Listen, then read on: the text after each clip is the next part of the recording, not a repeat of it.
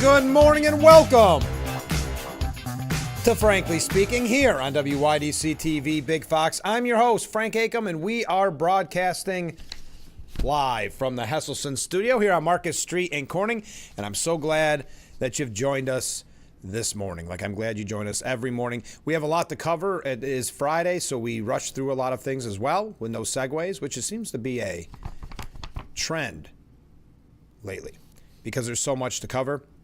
Yes, we are going to talk about Kamala Harris's groundbreaking interview with Stephen Colbert, as she announced yesterday, or I guess maybe 2 days ago now, that she wasn't going to run for governor of California.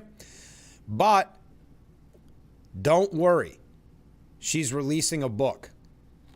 So you'll get all the Kamala Harris information that you need, that you crave, that you desire from a book. I think it's called 107 Days. We're going to talk about that here in just a little bit. We also have a very special guest in the 7 o'clock hour. You may recall she has been labeled, Frankly Speaking's biggest fan. She recently celebrated her birthday. Well, it's been, 5 months ago now? Time flies. She happened to stop by the studio yesterday, and we're going to put her back on the air. Lulu's going to be joining us in the 7 o'clock hour. We look forward to that. But first, well, let's go to viewer comments. Viewer comment section of the program brought to you by Steuben Senior Services Fund, empowering seniors to age at home. Good morning, Frank. Well, good morning, Mark. Now the big, beautiful ballroom. When I first heard about it, I thought we were paying for it. Then I learned Trump and people that donated are paying for it. Yes, we're going to talk about that in just a second. We've got that. Well, you know what? Let me first make one other quick announcement, and then we'll talk about the big, beautiful ballroom. Thank you for bringing that to our attention, Mark. But before I do that, I did want to mention this because we talked about it last week in the passing of Hulk Hogan, who died on July the 24th at his home in Clearwater, Florida. Hulk Hogan will be honored with Florida flying their flags at half-mast, half-staff. That coming from an announcement by Florida Governor Ron DeSantis. He declared Friday, today, Hulk Hogan Day across the state in honor of the WWE megastar. DeSantis also said that the United States and Florida flags would be put at half-staff today at the state capitol and at the county, Pinellas County, which includes Clearwater, where Hogan lived for the final 13 years of his life. Quote, Hogan was inducted in the WWE Hall of Fame twice. First in 2005 and again in 2020 as a member of the New World Order. His larger-than-life personality will be missed, as the Hulkster was an icon for many who grew up in the 80s and 90s as well as today. He was a true Floridian through and through. Rest in peace, brother. So there you are, Ron DeSantis declaring Hulk Hogan Day in Florida today with flags at half-staff. Okay, to what Mark was mentioning, the big, beautiful ballroom. I think it's just called the beautiful ballroom. And a Lincoln bathroom. Now, if you go to certain outlets, and I won't name names, they're presenting this as somehow of a negative, that it's some type of, I think Drudge called it, here I said I wasn't going to say where, what did they call it? The Gilded Age or something? The Golden Age, that's what it is, the Golden Age. One of Donald Trump's most visible and potentially enduring legacies as president could be the 90,000 square foot ballroom that he is planning to build, replacing the East Wing edifice traditionally used for the First Lady's office. Now, this is coming from NBC News. Think of how that drips with bias.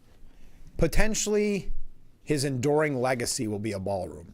Now, when you think of the Trump administration, whether it's the first term or we're a little over 6 months, maybe 7 months now, into his second term, do you think his enduring legacy will be a ballroom added to the White House? Or do you think it could be something bigger?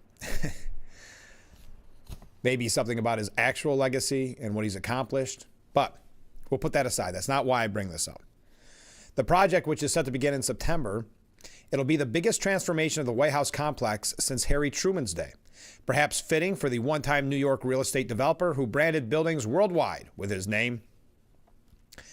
The president told NBC News in an interview that the new ballroom will forego the need to shuttle guests to tents pitched on the South Lawn for events that are too large for the White House to accommodate. When it rains or snows, it's a disaster, said the president. He said it's a football field away from the White House. Trump said that some of the world's finest architects will be involved in the process.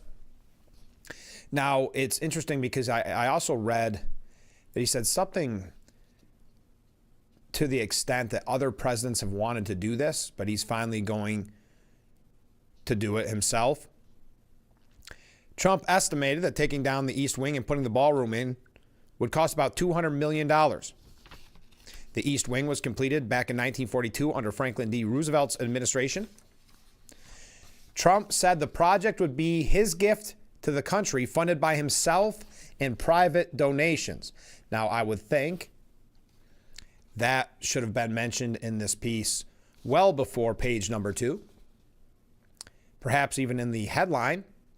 But I think even if you, as I mentioned with some of the other outlets that I saw this at as well, they're trying to insinuate, and hope that you don't read far enough down into the article, insinuate that you would be on the hook for paying for this. You know, kind of insinuating, wow, with all the Doge cuts and all this talk about cutting back, he's going to add a $200 million addition to the White House. But again, by page 2, they admit that it's a gift to the country from the president, just like the flagpoles that they put up at the White House, but also people who donated. Since returning to office, Trump has set about making an imprint on his White House surroundings. He told NBC News he is replacing what he described as a terribly remodeled bathroom in the Lincoln bedroom with one that is truer to the style of the 16th president's era. Elsewhere on the grounds, he has put in a pair of towering flagpoles and paved over a grassy patch of the Rose Garden. Wet grass poses problems for women in high heels walking through the garden, he had said. I was always a great real estate developer, and I know how to do that. Partial to one particular medal, as you are familiar with, Trump has added gold accents throughout the Oval Office. A White House official saying he has a vision to make the White House as exceptional and beautiful as possible for future presidents and administrations. He's very hands-on and involved in all of this. Trump checks in on construction workers on the White House grounds weekly and spends 20 to 30 minutes with them asking questions. He even invited some of those working on the Rose Garden project into the Oval Office recently. Another White House official added the president is very directly involved, even more so than the First Lady. Whoever succeeds Trump, if they're not into gold, the gilding will start to come down, said Barbara Perry, a professor of presidential studies at the University of Virginia's Miller Center. That's another nice quote to make sure you get in there. Well, if they don't like gold, they're just going to rip it down. Okay. Yet the ballroom could stand for decades as Trump's creation, much as the Truman balcony, added in 1948, is linked to Truman. I'm doing a lot of improvements, Trump said. It'll be a beautiful ballroom. They wanted it for many years. So there we are. Let's see if they can find anybody else to badmouth Trump in this. The private funding arrangement for the ballrooms at least worries one congressman, Representative Mark Pocan. Thank heavens you reached out to Mark Pocan from Wisconsin, a Democrat from Wisconsin, to see if it bothers him. He's a member of the House Appropriations Panel that oversees the executive office of the presidency. He said in an interview, it appears that he's trying to do this perhaps with private donations, but that could be a little odd. Is it going to be a White House ballroom sponsored by Carl's Jr.? He asked rhetorically. This is a major renovation and clearly should come before the committee. This would fall under the definition of having proper oversight. It's a perfectly great conversation to have in a subcommittee meeting. Senate Democrat leader Chuck Schumer noted at a briefing that Congress had not appropriated funding for the ballroom, saying, listen, I'm happy to eat my cheeseburger at my desk. I don't need a $200 million ballroom to eat it in, okay? Okay. I'm not really sure what that's in reference to. At his desk, what does that mean? So even though this renovation that other presidents have wanted, and it makes it easier on the many guests that they have attend these various dinners and gatherings, they even in something this simple that's being paid for by anybody but the taxpayers, that's a reason to criticize the president. Just keep that in mind when we talk about what we're dealing with kind of the Trump derangement syndrome, if you will. There's other ways that people criticized him in this piece, because why not? Rufus Guilford, who was chief of protocol of the U.S. in the Biden administration, likened Trump's renovations to a renter overhauling apartment. He shouldn't make such dramatic structural changes to the iconic building on his own. The American people are Trump's landlords right now, said Guilford. I don't know. Maybe it's impeachable. Who knows? Thanks, Mark, for bringing that to our attention. But yes, even in a much-needed renovation to the White House, one that will prove beneficial to all the various dignitaries that visit, even that can be seen as a negative in the Trump derangement syndrome world. Now, yesterday was a big day for tariffs. We're going to talk about that. We're also going to talk about Kamala Harris and her new book and her sit-down, in-depth interview with one Stephen Colbert. We have a few New York updates, a few things about the Democrat Party in general. If we get to it, Russiagate and the information that's coming out there that the mainstream media is burying. There are some outlets that are actually doing the reporting on it. And we'll try our best to get to that. But I know it's going to be one of those mornings where we are just swamped. So stay with us. We're just getting warmed up. We've only talked 2 issues, and we're about to get into a lot of other issues. So keep those waves, keep those comments coming in, and we'll be right back with Frankly Speaking here on WYDC TV, Big Fox.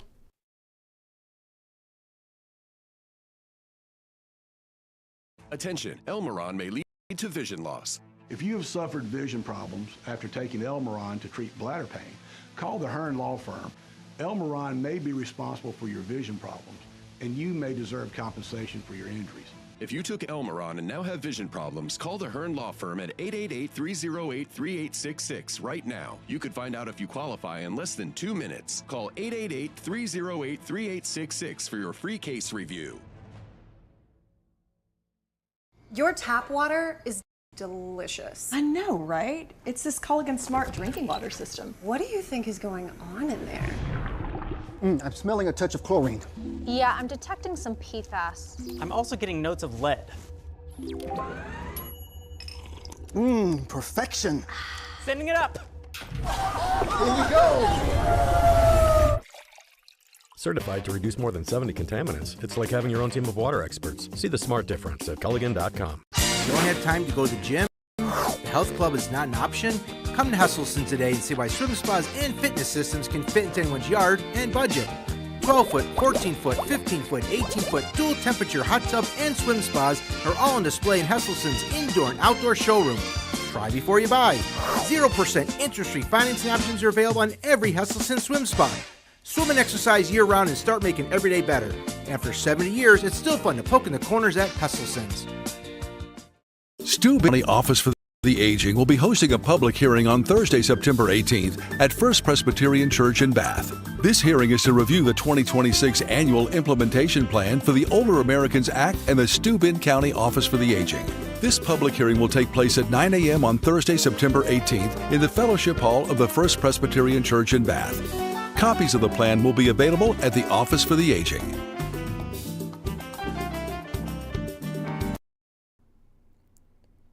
The Frankly Speaking Roof Cam, brought to you by Boss Security in Horseheads. Contact them today for all your business and home security needs. We are back broadcasting live from the Hesselson studio here on Marcus Street in Corning. I have 2 quick announcements because I don't want to forget these, because they're two very different events, but big events coming up as you plan either your weekend or you plan on Monday. Don't forget that the Mustang Rally of the Finger Lakes is happening starting today, a cruise to Watkins Glen from 9 a.m. until. And tomorrow is the Mustang Rally from 9 a.m. till 3 p.m. And the Mustang Rally will be held at Veterans Memorial Park at James Street in Hornell. $20 registration day of the show. A trophy will be awarded at the ceremony at 3 p.m. This is the 16th annual Mustang Rally of the Finger Lakes. And the tradition continues in a new location, Veterans Memorial Park at James Street. Give you something to do tomorrow and have a fun time and see all those beautiful Mustangs.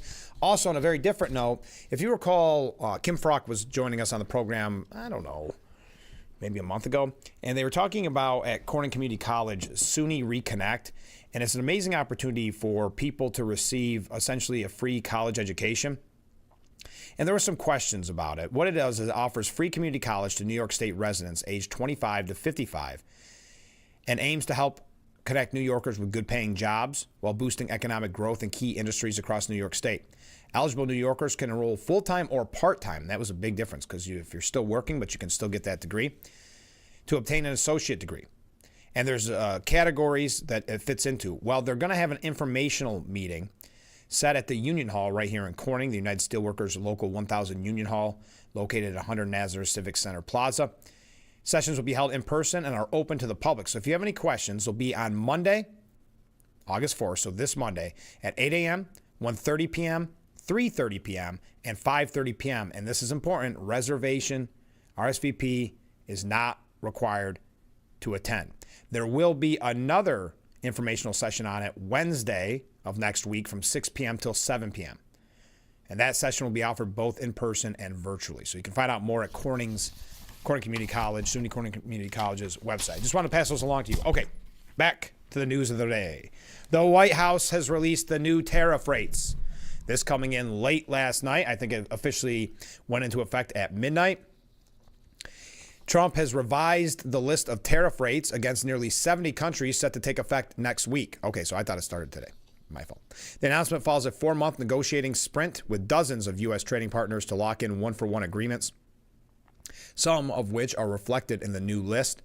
Among the notable rates, and we're not going to go through the whole list, it's quite a lengthy list, but the notable rates which will be charged at 12:01 a.m. on August 7th. That's where I got my confusion. It's a week from today, 12:01 a.m. August 7th, rather than on the Friday deadline initially announced by the White House. The notable ones: 15% for Iceland and Israel, 30% for South Africa, 39% for Switzerland, and 20% for Taiwan and Vietnam. Brazil, the largest economic power in South America, will see its rate balloon to 50% on August the 6th, the president announced.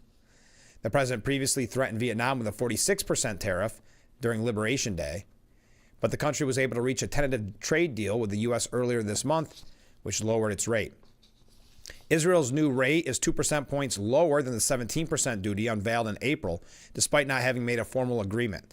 Trump noted in his executive order modifying reciprocal rates Wednesday that some nations have agreed to and are on the verge of agreeing to meaningful trade and security commitments with the United States, while others either have not tried to strike a deal or, despite having engaged in negotiations, have offered terms that, in my judgment, do not sufficiently address imbalances in our trading relationship or have failed to align sufficiently with the United States on economic and national security matters. So again, it's quite a lengthy list. We're not going to go through all of them. It would not be conducive to time. The steepest tariff rates will be carried by Syria with 41%, Laos and Myanmar 40%, Switzerland at 39%, and Iraq and Serbia at 35%. The list also denotes, and this is important, a 35% rate on imports from Canada after Trump signed an order upping the current tariff by 10 percentage points. Countries not listed in the announcement will still be subjected to a 10% tariff, according to the White House. So that's your quick update. I know tariffs can get a little bit wonky. The numbers can get a little bit wonky, but I think it's worth mentioning. I do think it is worth highlighting, too. Again, the Canada's tariffs are now at 35%. That is kind of a major takeaway. They were originally at 25%. That is in an effort for Canada to do better to curb the flow of fentanyl in the U.S. because they've failed to do so thus far.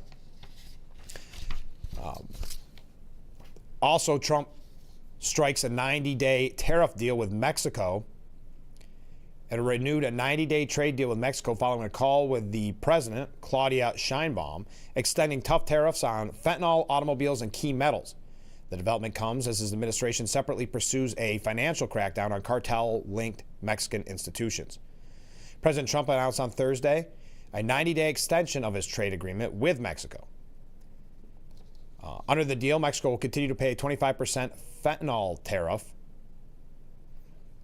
25% tariff on cars, a 50% tariff on steel, aluminum, and copper. Trump said, more and more we are getting to know and understand each other. The complexities of a deal with Mexico are somewhat different than other nations because of both the problems and assets of the border.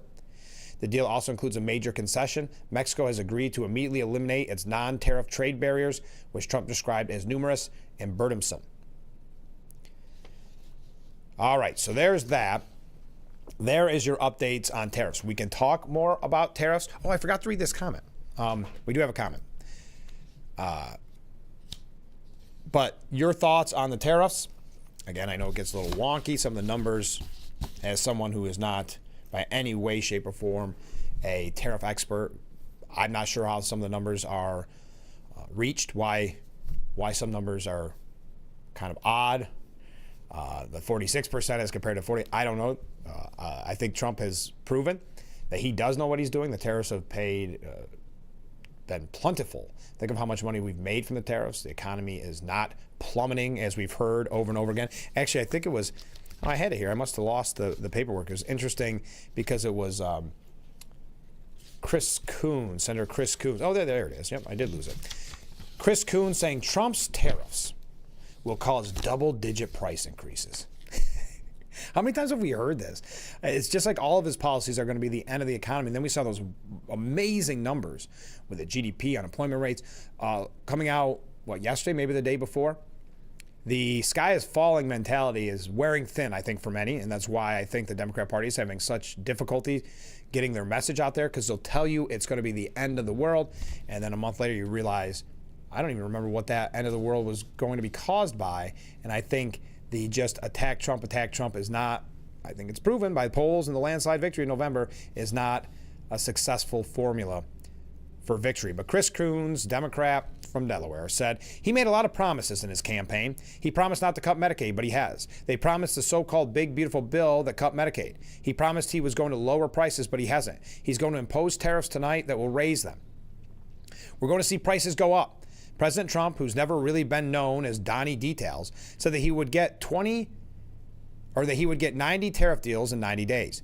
He's got a handful. He hasn't dug into the details of how the tariffs will impact the American people if they're actually imposed tomorrow. And there's no reason to think that they won't be. It's going to be double-digit increases in things that we import from countries all over the world. This will increase inflation. It will increase prices, and it will impact the daily economy of millions of American households. I think it's going to be a rough couple of weeks for us ahead. Okay, remember that. We'll check back in a couple of weeks and see if Mr. Coons, Senator Coons, was correct, because it seems like very often it's the end of the world in a couple of weeks, and then it turns out they move to another story that they think will get more attention in their attacks on Trump. All right, let's go. Wow, look at all these waves coming in. We're having a good Friday morning already. Yeah, a couple of comments here. Let's go to this. I know I normally do it at the beginning of the show, or at the beginning of the segment, but we're going to do it on the end of the segment. And that is the Student Senior Services Fund section of our program, where we read viewer comments. First up,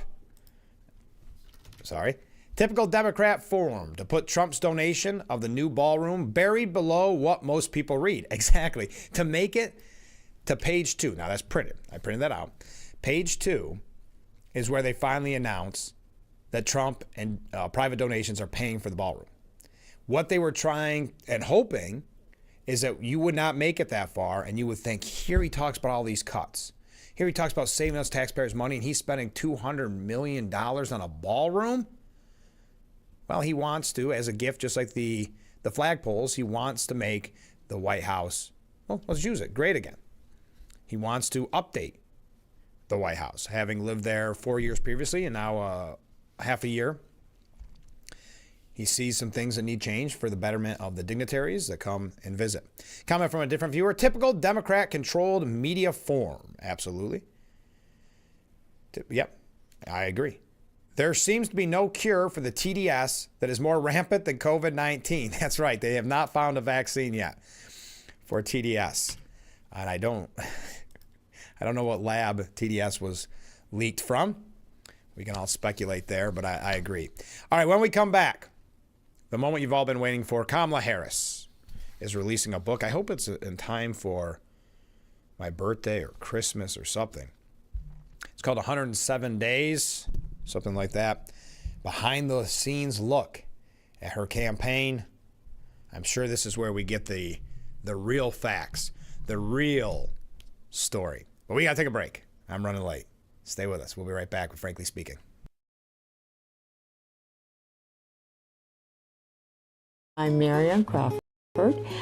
I've lived here for 70 years, but I do fine right here in my house, and I want to be here as long as I can be.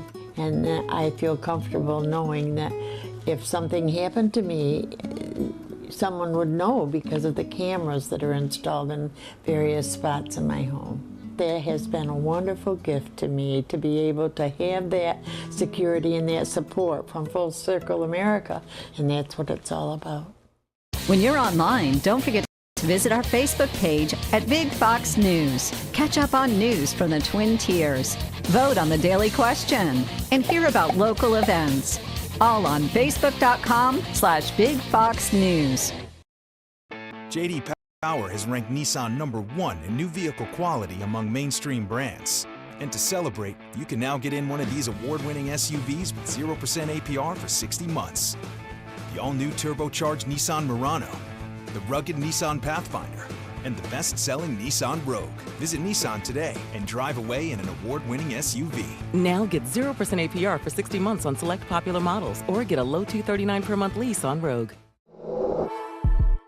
Nearly 5 kilos of cocaine has been seized in a bust. Thousands lined the pier at Seneca Harbor. Race weekend brought thousands to Watkins Glen International. Hundreds and Horseheads joined other cities around the country on Saturday for the No Kings protest. The Bix website is here now. WYDCTV.com. Local and national news that keeps you informed and involved. WYDCTV.com. Today's weather, up to date and in your town. WYDCTV.com. Sports news, local events, and health stories that affect you. WYDCTV.com. The Big Fox website. Your news here now. WYDCTV.com.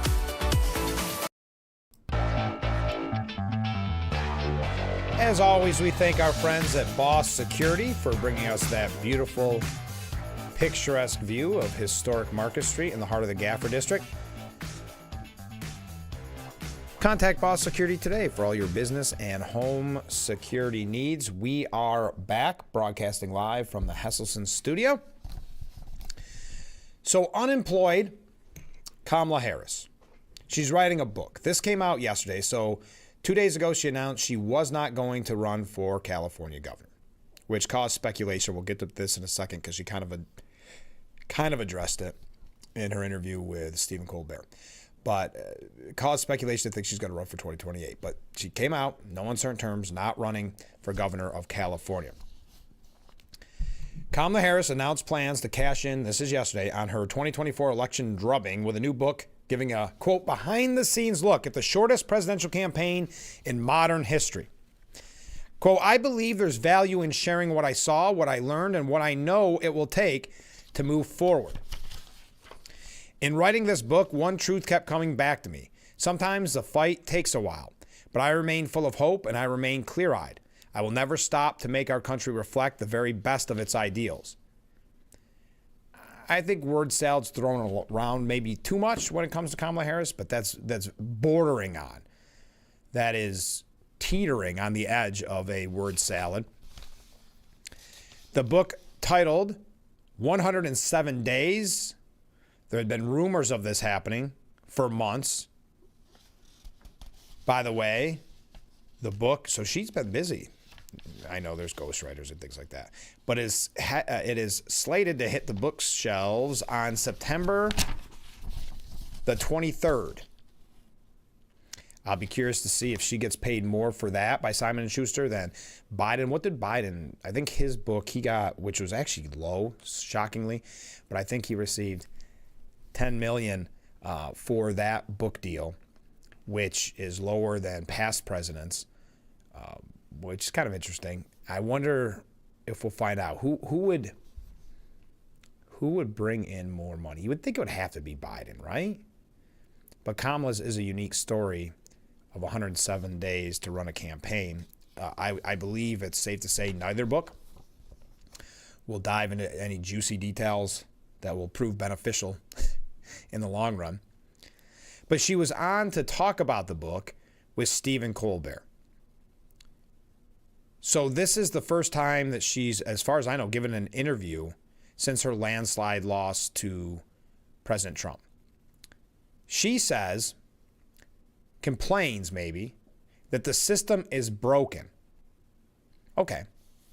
Let's think about the system she's talking about. The system is broken to her because she spent anywhere from $1 billion to $2 billion. Now, conservative estimates are $1 billion.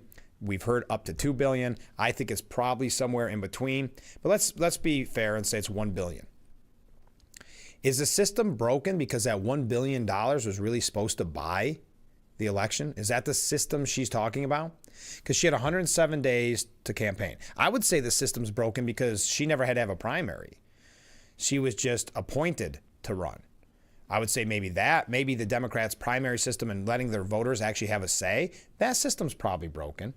Having democracy in the Democrat Party, yeah, that probably is broken. That's not necessarily what she's talking about. I would say if you said, I had $1 billion and I was supposed to buy this thing, yeah, that system was broken. The system, the way it's always been done and how Democrats expect it to be done, to buy an election. So she was asked if she was perhaps interested in a different office, suggesting 2028 run by Kamala. She said, no, it's perhaps more basic than that. Recently, I made the decision that I don't want to go back in the system. I think it's broken. I'm sure the Gavin Newsoms, the Josh Shapiro's think the system is broken too because they might have had a chance to actually run against Trump if there were a primary. But Harris, who we all know lost the popular vote, the Electoral College, and every swing state to Trump, despite raising more than $1 billion, decided this story needed to be told. Quote, I always believed that as fragile as our democracy is, our system would be strong enough to defend our most fundamental principles.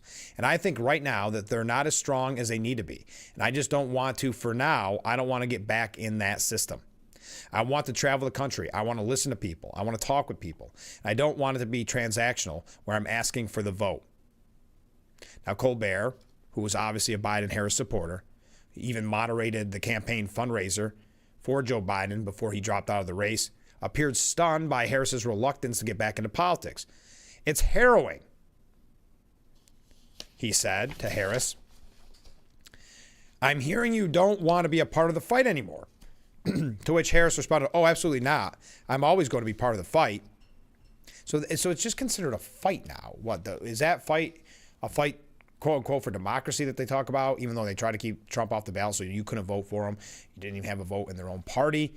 That fight, that democracy, I don't understand why fight has become the acceptable word. You don't want to be a part of the fight. Okay. Now, Harris's appearance on The Late Show, her 8th on the program, mind you, comes ahead of the release of her book, 107 Days. The failed presidential candidate described her run against Trump as very intense, but also admitted that she never wanted to be commander-in-chief. Oh, now you say that, huh? I'm sure that's got to make the people that voted for her feel good. I never even wanted the job. There are some people who are born or grow up believing I'm going to be president. I want to be president. That wasn't me, Harris said. At one point, the funny man pressed Harris on the conversation she was having in the aftermath of Biden's disastrous June 2024 debate with Trump, and whether people are telling her you should be prepared to replace the incumbent. There were some who did, Harris said, but listen, it was Joe's decision, and he made that decision. He later attempted to pin Harris down on who she believes is currently leading the Democrat Party, but she refused to name anyone, instead arguing there's a lot of leaders. I'm not going to go through names because then I'm going to leave somebody out, and then I'm going to hear about it. When asked how long she waited to turn on the news after her loss, she said months. I'm just not that into self-mutilation. I guess that's probably her joke. But I think that's a very telling statement, that there is no leader in the Democrat Party at many various levels. Chuck Schumer is not considered a real leader right now when it comes to Washington because he did not do a good job in resisting Trump, because that's really what the leader needs to be. Cory Booker's trying to make some moves to be that leader, as we've seen. But Harris refusing to say who the leader of the Democrat Party will be. She said there's lots of leaders where Colbert made the joke, there's generally a leader of the Democrat Party. Who comes to mind? And she basically said, well, I'll read the whole quote. Why not? I think there's a lot of, I'm not going to go through names because I'm going to leave somebody out, and then I'm going to hear about it. But let me say this. I think it's a mistake for us to want us to figure out how to get out and through this and get out of it and put it on our shoulders of any one person. It's really on all our shoulders. It really is. All right, there you go. She also expressed her shock at the amount of capitulation that she has seen taking place since Trump took office. Perhaps it's naive of me, someone who has seen a lot that most people haven't seen. But I believe that on some level, there should be many who consider themselves to be guardians of our system and our democracy who just capitulated, and I didn't see that coming. Kristen Flemings has one other thing on this, and we're going to also tie this into Biden quickly, and then we're going to move on. We do have other Democrat updates, but that was breaking story. I'm guessing, and I shouldn't, assume, but I'm assuming not a lot of you watch Stephen Colbert nightly. So I thought I'd give you really not a lot of takeaways from there. She wouldn't name a leader. She says she's not going to run, and she's got a book out. That's basically the takeaways. Nothing really shocking. But there is one thing that Kristen Fleming said about the book that I wanted to continue on, and then we'll move on from that subject. But again, knowing that you probably didn't watch Colbert, I thought I'd give you that update.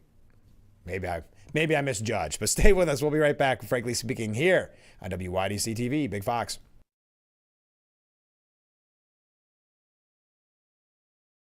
When you're online, don't forget to visit our Facebook page at Big Fox News. Catch up on news from the Twin Tiers. Vote on the daily question and hear about local events. All on Facebook.com/Big Fox News. Confidence isn't given, it's built. One choice, one moment, one step at a time.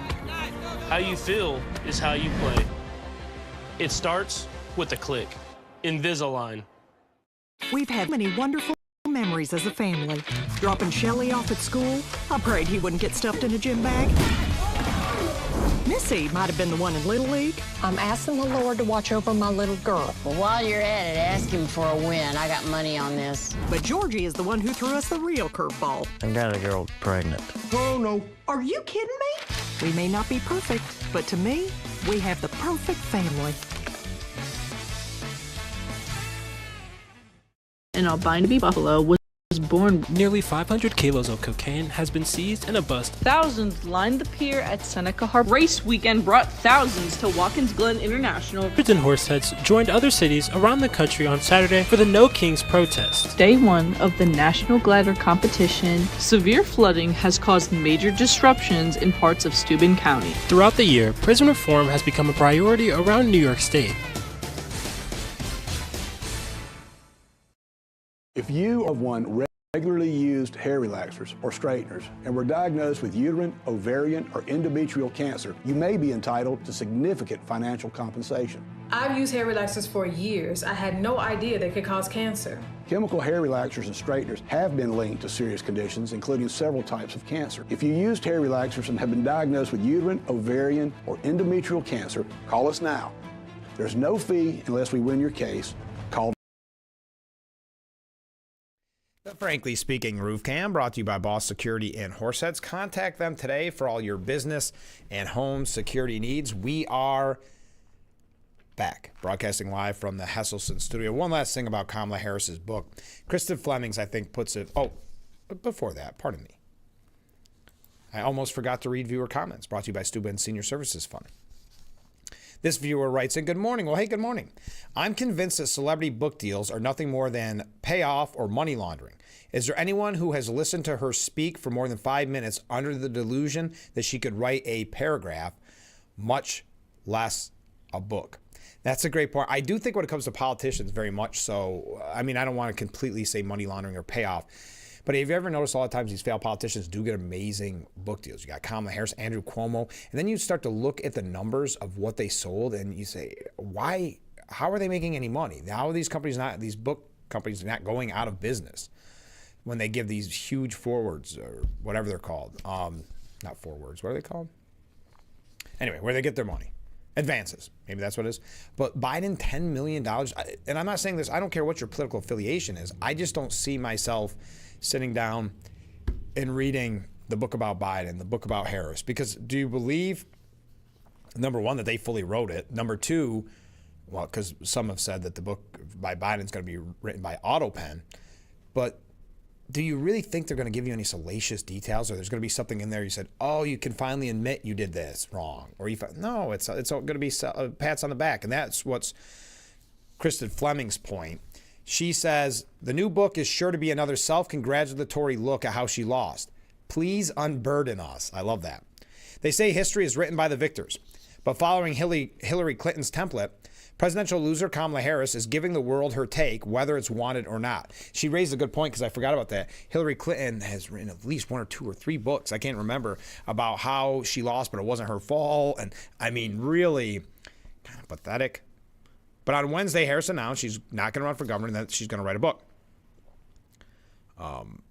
The politician, formerly known for being Brat, if you recall last summer, said she had written a memoir of the shortest presidential campaign in modern history. A diary of defeat, if you will. Apparently, she'll be promoting she did on Stephen Colbert's show, So Much Winning. With candor and reflection, I've written a behind-the-scenes account of that journey. I believe there's value in sharing what I saw, what I learned, and what I know will take to move forward. Anything written on her ill-fated attempt to win the White House should be a grim autopsy on a spectacularly bad campaign with a historically terrible candidate, a manual on what not to do. But judging by the tone of her messaging, she's clearly giving her disastrous presidential run a post-mortem glow-up. Harris is pumping it up to be a profound work that unlocks some long-held secrets about the wants and needs of Americans, as if we don't already know they are affordability, freedom, safety, and Sydney Sweeney in denim ads. Kirsten Fleming's is clever. I'll bet it's filled with vignettes about people she met along the way. The pages padded with selections from her word salad bar. In it, she'll write about being unburdened, eating no for breakfast, and all about the dreams and aspirations of Americans. In writing the book, one truth kept coming back to me. Sometimes the fight takes a while, but I remain full of hope and I remain clear-eyed. How comforting for us. The truth is that this will be just like her campaign, filled with empty platitudes and absence of substance. I expect other selections to focus on her running mate, Tim Walz, becoming her Doritos buyer, tossing her bags of her favorite snack during a campaign stop at a Sheetz. Or maybe how she was able to marshal the entire entertainment establishment to play concerts for her rallies in cities across the nation, and how cool it was to have Oprah throw a star-studded special for her. Hers was a campaign that really connected with everyday folks. Let's remember that Harris has made the Democrat candidate because after Joe Biden's catastrophic debate, the party could no longer hide the fact that they were running a confused old man grappling with disqualifying cognitive issues. Her very placement in that role circumvented the democratic process. She didn't win a primary. She arrived on the scene and was instantly bubble-wrapped by the party and most of the institutional media, who threw her pep rallies in their pages and on the airwaves. And still, she was ill-prepared, out of her depth, unable and unwilling to articulate her shift from her extremely woke positions in 2020, which had become toxic. She avoided Joe Rogan. The list goes on and on. She couldn't give that layup question and answer to Sonny Hoiston on The View. There are so many lingering questions, but she will offer no personal insight, no authentic look at the woman behind the cackle, or raw assessment of what really happened. The book is only meant to serve as more propaganda, a useless attempt to revive her dead political career. Tying in with that, before we go to break, I see some comments coming in. We'll get to them when we come back. But talking about the Biden administration, there may be one person that should be the most angry that Biden lost. A longtime ally of former President Joe Biden told the House Oversight Committee, we've been talking about those hearings, that he could have been paid a total of $8 million if Biden would have ran and successfully run in his reelection bid. Michael Donnellan served as a senior advisor to the president for the entirety of Biden's 4-year term. The relationship actually goes back to when Biden was a senator. He is the latest ex-Biden administration official to sit down with a committee behind closed doors as it investigates whether the former president's inner circle covered up evidence of his alleged mental decline and if his executive actions were signed via AutoPen without Biden being fully aware. Donilon said he did not know what the AutoPen was used for and did not recall having any knowledge of the AutoPen. But Donilon, who was the top strategist for Biden in 2020 and his 2024 campaign, would have apparently earned some $8 million if Biden had won. Now, before you feel bad for Mr. Donilon, Donilon did tell investigators he was paid $4 million to work on Biden's 2024 campaign. So I guess that was that incentive, like football players get if they break some certain record, they get a little bit more. So here's their $4 million up front. We win this thing, you get another $4 million. Wow. Now, the information was first reported by Axios reporter Alex Thompson and Jake Tapper in the original Sin book. The $4 million would have gained in addition would have come if Biden had won. He also told investigators he believes the punditry and Democrats in Congress overreacted after Joe Biden's disastrous debate. Yeah, I would say that too if I was standing to gain $4 million if Biden won. Donilon also argued Biden's communication skills got stronger during his time as president. All right. Now, during his interview, Mr. Donilon admitted that Joe Biden's presence wasn't as commanding and he could stumble over more words. Mr. Donilon stated he was frustrated and knew it was difficult to get past the visuals of President Biden that people were seeing. Enough on that. Yeah, I'd have to say I would be pretty upset myself about everybody overreacting to that disastrous debate if I stood to gain another $4 million. We got a couple other things. Man, all week this show has went quickly, but this one seems to be going the fastest. Keep those waves, keep those comments coming in. We'll be right back with Frankly Speaking here on WYDC TV.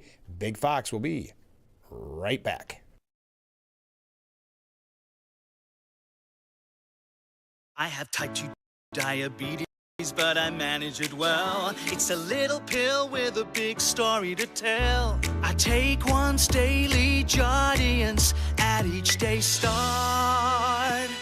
As time went on, it was easy to see I'm lowering my A1C. And for adults with type 2 diabetes and known heart disease, Jardiance can lower the risk of cardiovascular death too. Serious side effects include increased ketones in blood or urine, which can be fatal. Stop Jardiance and call your doctor right away if you have nausea, vomiting, stomach pain, tiredness, trouble breathing, or increased ketones. Jardiance may cause dehydration that can suddenly worsen kidney function and make you feel dizzy, lightheaded, or weak upon standing. Genital yeast infections in men and women, urinary tract infections, low blood sugar, or a rare life-threatening bacterial infection between and around the anus and genitals can occur. Call your doctor right away if you have fever or feel weak or tired and pain, tenderness, swelling, or redness in the genital area. Don't use if allergic to Jardiance. Stop use if you have a serious allergic reaction. Call your doctor if you have rash, swelling, difficulty breathing, or swallowing. You may have increased risk for lower limb loss. Call your doctor right away if you have new pain or tenderness, sores, ulcers, or infection in your legs or feet. Jardiance is really swell, the little pill with a big story to tell. So what Macy's this week? 2 words. Abercrombie Kids. Here just in time for back to school. Also, the smartest new looks from Jordan and Levi's. There's always something new when you shop at Macy's.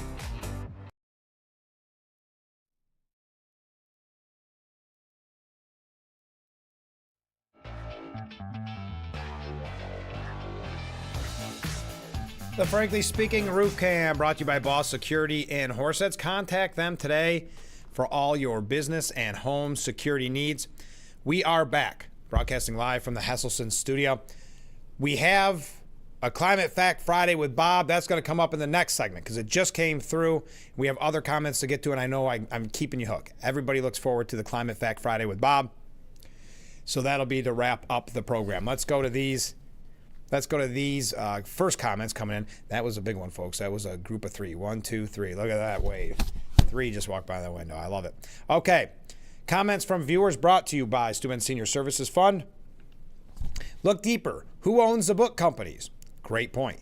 And you know what's interesting? If you really look at the numbers, conservatives who don't get the huge advances like the Democrats do, conservative books do superior to far left books when it comes to kind of punditry or, a former Republican politician.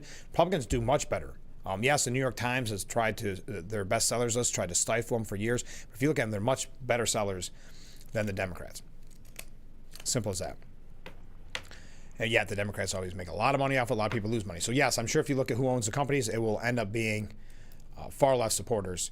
And who knows? Who knows? One viewer suggested that there could be some money laundering or payoffs there. Comment from a different viewer. Mark writes in, I see they're trying to make a law that politicians can't invest in the stock market. And the reason is because they have the upper hand and get information that normal U.S. citizens don't get. I think it's a great law. Yeah, I think a poll I saw, 86% of Americans think it should be banned. There are some moving pieces there. So the last I checked, Josh Hawley sponsored it, but I don't think a lot of the Republicans are supporting it because there's some minutia there that they have to figure out. I think the American people do support it because they see politicians that should not be multi-millionaires who are now multi-millionaires. There's a reason when Jake Tapper asked Nancy Pelosi about insider trading, what did she say? Something like, I didn't come on this this isn't what we agreed when it came to questions for me to come on this program. The reason she got so defensive, there's a reason why Democrats feel so entitled that they could say, no, I told you what we're going to talk about. This wasn't what we're going to talk about. Think about that entitlement from them because they know the media is in their back pocket, one or the other. There's always the argument of the chicken or the egg. Is it the Democrats make the talking points that the media use, or the media make the talking points to give the Democrats? They're one and the same. The mainstream media is just a wing of the Democrat Party. We know that. But so that was kind of a twofold part there that I ran out of tangent with. Next up, good morning, Frank. Well, good morning. Only a Democrat could get subsidized for a book full of word salad that should simply be called I Lost. I doubt if she'll even sell 107 books. Good point there. Thank you very much. All right, Ken, yours came in too a little late. So next segment, not late. None of these are late. It's just I like to read them before I go live on the air. So coming up in the next segment, everybody's going to be excited about this. We hear from Ken, and we hear from Climate Fact Friday Bob. So we have two weekly editions on Friday. Bob is kind enough to send in a climate fact. This is if you're new to the program or just joining us. And then once a week, Karen sends in Karen's quote of the week. And we've been having fun with both of them, and we appreciate it. Quickly, before we go to break, the New York Times got graffitied because they had the audacity to correct the record and say that picture of that little child looking as if they're starving to death in Gaza. Turns out he had a different medical condition, so they had to correct that. We know that they used the propaganda originally and pushed the propaganda from Hamas, and then they had to walk it back. Well, don't let facts get in the way. So the anti-Israel, anti-Semitic crowd put graffiti all over their glass saying the New York Times lies, Gaza dies. New York Times is in a weird position because they have to always be far left.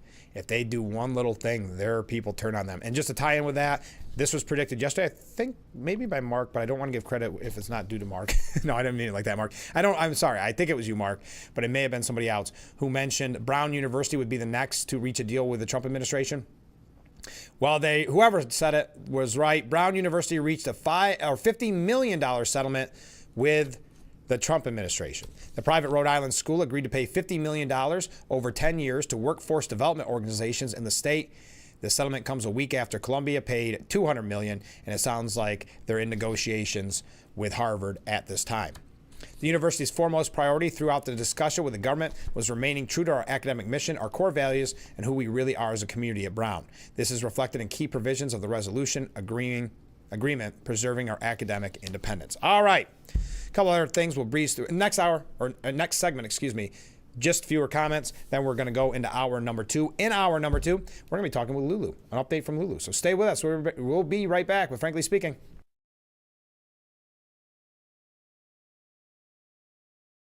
Attention, Elmeron may lead to vision loss. If you have suffered vision problems after taking Elmeron to treat bladder pain, call the Hearn Law Firm. Elmeron may be responsible for your vision problems, and you may deserve compensation for your injuries. If you took Elmeron and now have vision problems, call the Hearn Law Firm at 888-308-3866 right now. You could find out if you qualify in less than 2 minutes. Call 888-308-3866 for your free case review. It's 10 p.m. somewhere. Do you know where your kids are online? Steuben County Office for the Aging will be hosting a public hearing on Thursday, September 18th at First Presbyterian Church in Bath. This hearing is to review the 2026 annual implementation plan for the Older Americans Act and the Steuben County Office for the Aging. This public hearing will take place at 9 a.m. on Thursday, September 18th in the Fellowship Hall of the First Presbyterian Church in Bath. Copies of the plan will be available at the Office for the Aging.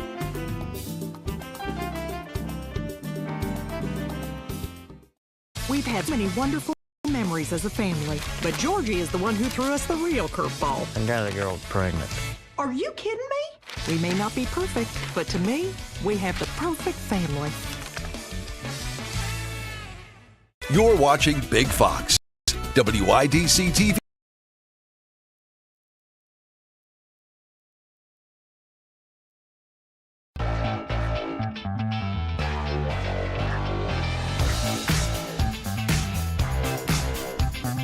The Frankly Speaking Roof Cam, brought to you by Boss Security in Horseheads. Contact them today for all your business and home security needs. We are back, broadcasting live from the Hesselson studio here on Marcus Street in Corning. And I know I promised Climate Fact Friday, Bob, and a great message from Ken. And I'm not doing this to be a jerk or do some Media 101 to keep you hooked. We're going to wait to the next segment. I want to kick off the program with them because they're both great.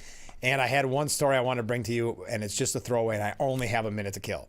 So I don't want to rush through those great comments, which I would have to. So I apologize. But don't forget, we do have an update from Lulu coming in the next hour. Lulu is the Frankly Speaking's biggest fan. We celebrated her 4th birthday with her on the air about 5 months ago. Well, she happened to stop back into the studio. We grabbed some lunch, and we caught up on how Lulu's doing and how her summer's been treating her. So you won't want to miss that. First off, because I know we have such a wide array of viewers that watch Frankly Speaking, we appreciate every single one of them, I thought maybe you could help the FBI. More than 50 years after Jimmy Hoffa disappeared, the FBI is still trying to figure it out and is asking for tips to solve one of the country's most notorious and puzzling cases. This is a story that I would only bring to you on a Friday. Calling it, quote, one of the most well-known missing persons investigations in FBI history, the federal agency's Detroit field office said in a press release just sent out yesterday, it remains committed to following all credible leads to assist in moving this case forward. The special agent in charge of the office, almost looks like Chevrolet Gibson, said as the 50th anniversary of Mr. Hoffa's disappearance approaches, the FBI Detroit field office remains steadfast in its commitment to pursuing all credible leads. So, if you have a credible lead, the FBI is asking you to contact them immediately and go to either tips.fbi.gov, or call 1-800-CALL-FBI. That's our public service announcement for today, brought to you by the FBI. We'll be right back. Climate Fact Friday with Bob. Great message from Ken, and any other messages that come in before we kick off hour number 2. Stay with us.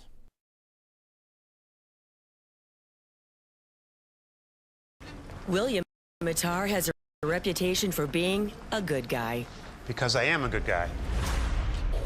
For being focused on motor vehicle accident cases. Because I focus on motor vehicle accidents. For fighting for his clients. Because I fight for my clients. If you've been injured in a motor vehicle accident, it matters who you hire. It matters in the experience as well as the results. Call William Matar. Visit WilliamMatar.com. Hi, this is Till, owner of Hesselson's in Amara Heights. At Hesselson's, we care about your well-being and overall health, whether it's relieving stress, muscle recovery, increasing circulation, or just revitalizing the body. Hesselson's now has 2 complete line of infrared and traditional rock saunas in our new and expanded showroom. Come in today and see why owning a sauna is the start of your new healthy lifestyle. Hesselson's is still locally and family-owned and operated in Amara Heights. After 70 years, it's still fun to poke in the corners at Hesselson's. Get for the 180 83rd Chemung County Fair, July 29th through August 2nd at the Chemung County Fairgrounds in Horseheads. Experience thrilling rides, exciting games, and captivating livestock shows. Taste delicious fair food and explore local vendors. Catch grandstand favorites like truck and tractor pulls, demolition derbies, Black Cat Drivers Stunt Car Show, and the Battle of the Bands on July 31st. Join us for the 183rd Chemung County Fair. Visit ChemungCountyFair.com for tickets. Welcome to hour number 2 of Frankly Speaking, broadcasting live from the Hesselson's studio here on Marcus Street in Corning. I am so glad that you joined us, and I know I kept you hooked with these comments coming in, and I apologize, but trust me, it did not come from a nefarious place. I did not do it to keep you hooked. Just happened to be the case.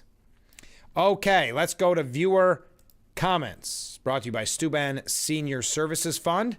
Steuben Senior Services Fund, empowering seniors to age at home. Ken writes in, Frank, believe it or not, I still get the hard copy of the Star-Gazette newspaper. Okay.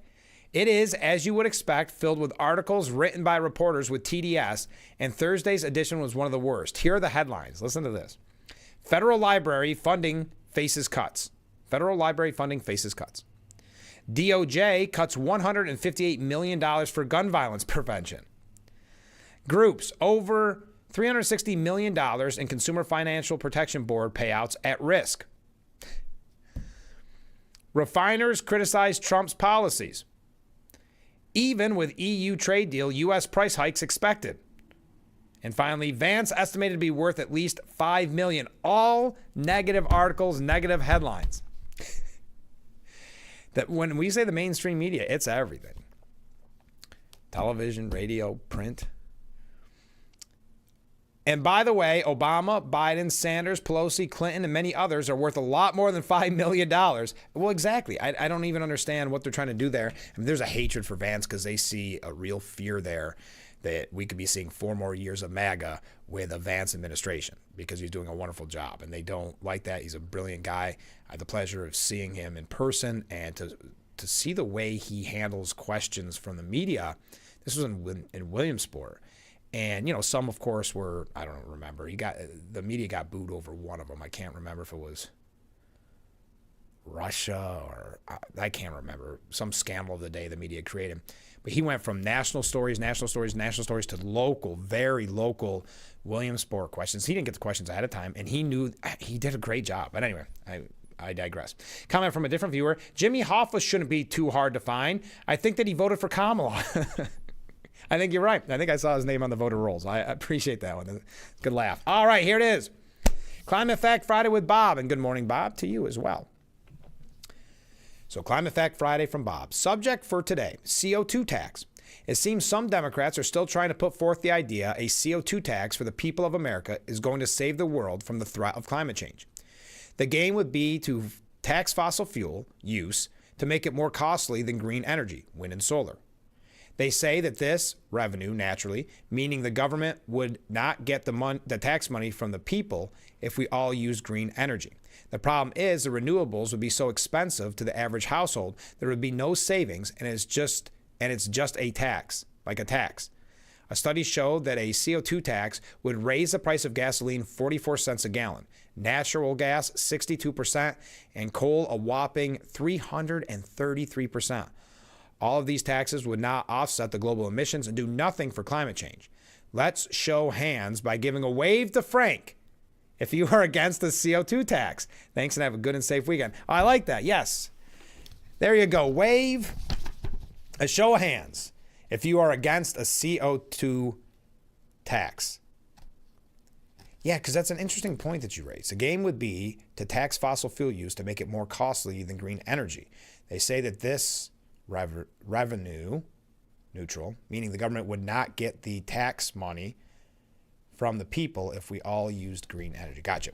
Thank you, Bob. As always, a wonderful Climate Fact Friday from Bob. So show of hands. Wave in if you are against the CO2 tax. All right. Oh, in Michigan, it could, listen to this. ICE officers could face jail time if they wear a mask. first wave against CO2 tax. Law enforcement officials who attempt to conceal their face or identity while on the job in Michigan would face jail time under a bill introduced by state Democrats. The bill, unveiling Thursday, targets immigration and customs enforcement, which has become increasingly known for using plain-clothed or masked officers during immigration raids. We knew they were going this direction. Of course, major cities, they never did this for anti-Semitic protesters or anything like that. Just something to keep in mind. That's going to be a trend. I'm surprised that hasn't happened in New York City yet, or New York in general. But speaking of immigration, the Morning Joe, they even had to admit, Joe Scarborough, admitting that the southern border is as secure as it's been in 60 years. You have in one instance the southern border, which Donald Trump promised he would secure. You wouldn't have the number of migrants crossing every day that you did during the Biden administration. That certainly is the case. I mean, the southern border is secure as it's been in 60 years. On the other side of that, Joe Biden was able to deport a larger number of people who came here legally because there were so many more near the southern border. Okay. Hey, there we go. Good morning, Frank Me. Yes, look at all these. Bob, you're onto something here. How have I not thought of this before? We could double our waves because they're technically still wave, and I'm not going to see if they've already sent in a wave, so we're counting it. I think, wow. All right, thank you. Let's go to some New York State issues. This is an update we've had for you all week. State leaders are open to helping struggling cannabis shops, and they criticize the Hochul administration and the Office of Cannabis Management. Just quickly, I don't want to go through the whole history. You saw it all week, but whatever you think about marijuana being legal, put that aside. It's law land. They said you follow all the rules, and we will give you the license to sell weed. So they do. They follow all the rules. They put a lot of money, invest a lot of money in their building and their product, blah, blah, blah, blah. And then the Office of Cannabis Management says, oops, we didn't do the math right, so no, never mind. Hochul is trying to give cannabis businesses confidence at the wake of the bombshell news that the state has been incorrectly granting licenses to operate, a massive error affecting over 100 businesses statewide, including 89 in New York City alone. Hochul says she needs the state legislature to pass a bill allowing them to stay open. Now Democrats and Republicans say they're ready to aid dozens of cannabis business owners who found out earlier this week they're violating state law. Quote, there's no reason for anyone to be telling anyone you might have to close your store or move because this can be fixed, said State Senator Liz Krueger. She says she'd back a change, letting businesses stay put. Even here, as a Republican, I don't support legalized marijuana, but even here I feel sympathetic and probably could support legislation that would cure this situation, said Will Barclay. Yeah, just how it's one embarrassment after another coming out of the Office of Cannabis Management. These are the people that can't shoot straight. We keep hearing from people like the governor saying New York is open for business, but you have this sort of clown show, said Barclay. Yeah, it is. And they've handled it poorly from the beginning. Oh, also because we've talked redistricting. I know I'm moving fast, but we want to hear from Lulu. Lulu's coming up here in just a couple minutes. But Andrew Cuomo is to blame for this the redistricting fight and its complication, according to the Gothamist. I got to say, Bob, there's a lot of people against the CO2 tax. Yeah, I think that makes us right there an even 10. Okay. The U.S. House, let me take a step back here. Hochul is threatening to redistrict. Cuomo created this reform package with the support of then Republican majority in the state Senate, said Jeff Weiss. Okay, so they're somehow going to blame Republicans for this. So making it so this could be a possibility. I know I'm moving fast. I just have so much to get to. Did you see in New York City, we've talked about socialist Mamdani, Zohran Mamdani. Did you see that he missed a third of session in 2025? So 1/3 of the session, he did not attend, though he got paid to be an assemblyman. Now, what's also important, listen to this. Zohran Mamdani skipped the vote on the one bill he passed this year as a state lawmaker. The chronically absent Mamdani didn't bother visiting the state capitol after New York's budget was approved in May. I think Joe Semplinsky alluded to this, that he never even met him, that Mamdani had been out campaigning. He did not attend, only attended a third of session, and as soon as the budget passed, he was out of there. This is very reminiscent of Bill de Blasio, isn't it? When Bill de Blasio was mayor, he was chronically late. He did not have that kind of work ethic. one more. While on the trail, he missed the June 13th vote for his only piece of legislation that passed the Assembly this year. He cast aside his duties as an elected state assembly member to campaign for mayor. So he did not go. He did not vote. And here he had a bill that he sponsored that his name was on that passed, and yet he did not even bother to attend that vote. Mamadani was in the Big Apple announcing a cross endorsement in the primary race with City Comptroller Brad Lander as both Democrats angled for a boost from each other's voters in ranked choice primary elections. The following day, he hosted a rally with fellow socialists, Representative Alexandria Ocasio-Cortez. So he missed more than half of the Assembly's roll call votes this year, a feat made even worse given that the chamber allows members to vote remotely. Yes, that's a very important stipulation because there's actually a Republican, he's 88 years old, and he did not attend. He voted. He got a lot of bills, and he voted for a lot of bills, but he attends Zoom or whatever program that they use, but attends virtually. So he could have, on the campaign trail, attended virtually in his vehicle while he was going to campaign stops and voted, but did not even bother to do that. Wow. There you are. How are we doing on time? Well, you know what? We've got our interview with Lulu coming up here in just a moment. So why don't we save the other topics? Thanks for the Climate Fact Friday comment from Bob, where Bob said if you're against the CO2 tax, you send in a wave. That got quite a response. I think we're up to baker's dozen, something like that. So keep your waves coming in. Keep your comments coming in. I didn't even think to put in if you're pro CO2 tax, what emoji you could set. If you're pro CO2 tax, I guess send a smiley face, and we'll try to keep track of that. We'll be right back. Lulu coming up next. Stay with us. This is Frankly Speaking here on WYDC TV, Big Fox.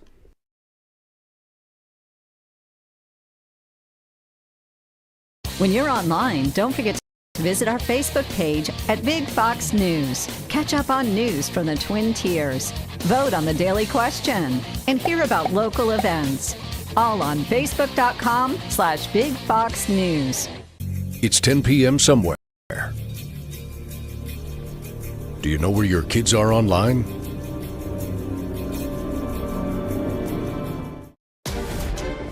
Is this your mom? Yes. And that's your dad? Nope.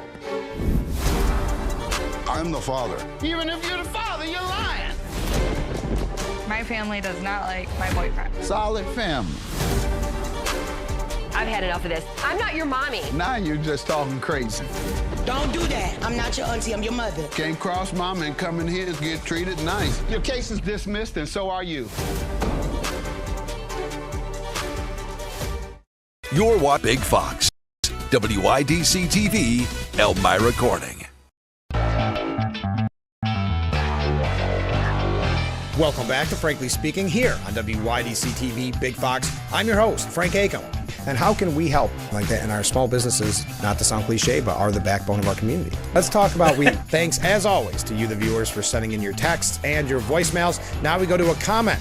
This is from John in Elmira. Make sure to catch Frankly Speaking only on AM Big Fox News WYDC or visit our website at WYDCTV.com. If you are one regularly used hair relaxers or straighteners and were diagnosed with uterine, ovarian, or endometrial cancer, you may be entitled to significant financial compensation. I've used hair relaxers for years. I had no idea they could cause cancer. Chemical hair relaxers and straighteners have been linked to serious conditions, including several types of cancer. If you used hair relaxers and have been diagnosed with uterine, ovarian, or endometrial cancer, call us now. There's no fee unless we win your case.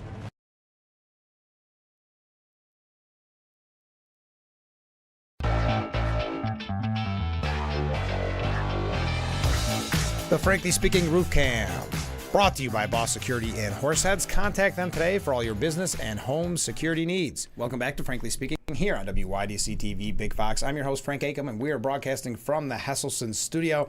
And in that studio, we have a very special guest making her second appearance on Frankly Speaking. Let's everybody say hi to Lulu. Hi, Lulu. Hey. What do you think? This is your second time on. You've got to be used to this by now. Are you excited about doing the show again? Yeah? So how's your summer been? Good. What's been your favorite part of the summer so far? Just been so busy? Do you miss going back to school? Yeah. Do you miss your friends? Yeah. Do you want to say hi to your friends? Wait. No. You're being quiet. You were talkative before. So you didn't have one favorite thing about all of summer. Is it today? Okay, that makes it best. That's the best. Being on Frankly Speaking and going to get lunch on Market Street. When you're walking around Market Street, you get to meet a lot of your dad's friends. Yeah, that he sees every day? Yeah. What do you plan on doing today? What's the rest of your day? Because you have the day off. Yeah. Just going to walk around Market Street a little bit more? Ooh. And what's the special treat after you eat lunch? Ice cream. Which one are you looking forward to the most? The food or ice cream? Ice cream. Yeah, that's an easy question. I'm just trying to fill time. So last time you were on the show, what did people say? Were they excited to see you? Mm-hmm. I know a lot of people were very excited to see you and said that they loved you on the show. They thought you did a great job. And they all wished you a happy 4th birthday back then. We got a lot of viewer comments. They were excited. So are you a star? Are you signing autographs now? Yeah? Does that happen a lot? So, how is it different when you watch it on TV as compared to when I'm interviewing you in person? Mm-hmm. It's the same? Yeah? Are your sisters jealous because you've been on more than them? You don't even care. You're already a diva because you've been on twice. Right? Will you do this again? Do you get nervous when you come on? No, you don't, do you? No. I don't know if I have any more questions for you. Let's see. We asked about summer. We asked about school. Is school starting pretty soon? Yeah. You're going to a new school? What school is it? Do you remember? The YW. Oh, are you excited? Are some of your friends from the old school coming too? Oh, you're making all new friends. Maybe they're watching right now. You think? That'll be exciting. They're gonna come in and see that you're already a star, and they're gonna say, "There's a star of TV, Lulu, in person." And then you will have to sign autographs. You don't believe me? You don't believe me?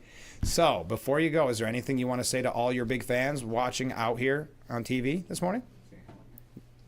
Big hi? Okay, you promise you're going to be back on again soon, right? All right, promise? All right, we'll talk to you soon. Thanks, Lulu. All right? All right, we'll be right back with Frankly Speaking.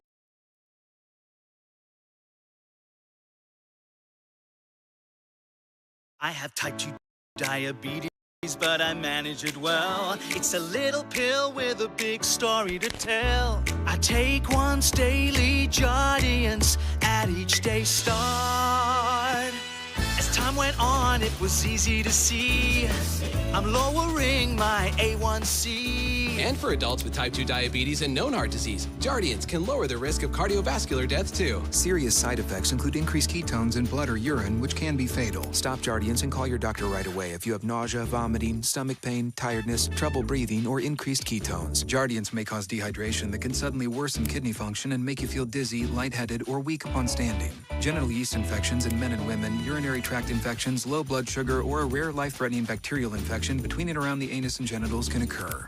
Call your doctor right away if you have fever or feel weak or tired and pain, tenderness, swelling, or redness in the genital area. Don't use if allergic to Jardians. Stop use if you have a serious allergic reaction. Call your doctor if you have rash, swelling, difficulty breathing, or swallowing. You may have increased risk for lower limb loss. Call your doctor right away if you have new pain or tenderness, sores, ulcers, or infection in your legs or feet. Jardians is really swell, the little pill with a big story to tell. 500 kilos of cocaine has been seized and a bust. Thousands lined the pier at Seneca Harbor. Race weekend brought thousands to Watkins Glen International. Hundreds and horseheads joined other cities around the country on Saturday for the No Kings protest. The Bix website is here now. WYDCTV.com. Local and national news that keeps you informed and involved. WYDCTV.com. Today's weather, up to date and in your town. WYDCTV.com. Sports news, local events, and health stories that affect you. WYDCTV.com. The Big Fox website. Your news here now. WYDCTV.com.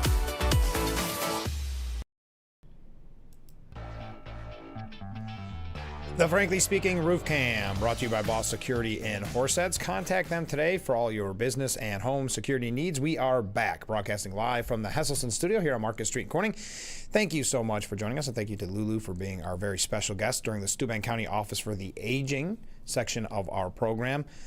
Steuben County Office for the Aging, committed to maximizing quality of life, safety, and independence. And coming up next week, during our interview segments, we've got a lot of special guests. We're going to hear from Sticka, you know them, the Southern Tier India Cultural Association. India Day is here already. Wow.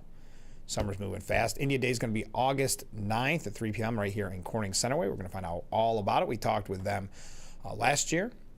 We'd love to hear all about their organization. Next week, we'll also be talking with Tim Colpine about the Elmira Impact Hockey. The young kids get involved with that. That's going to be fun. We'll hear all about this season, their 6th year. Hard to believe. And we'll also hear from the Corning Painted Post Middle School Drama Club summer production, which is called Big Fish. And those performances are coming up starting August 7th through the 9th. We'll tell you all about it. Tell you about Big Fish, where you can get tickets, all of that, and much more. So next week is busy, and that's just what we have in the books already. So don't miss a moment next week. Let's go to Steuben Senior Services Fund section of our program, where we read viewer comments. This viewer writes in, the cannabis shop location issue was not a mistake.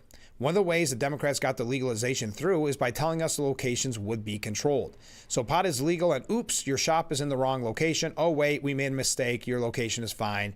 Smoke and mirrors. Well, the whole thing seems to be smoke and mirrors. It's been a disaster from the beginning. Sorry, I didn't want to spill that. So I do appreciate that.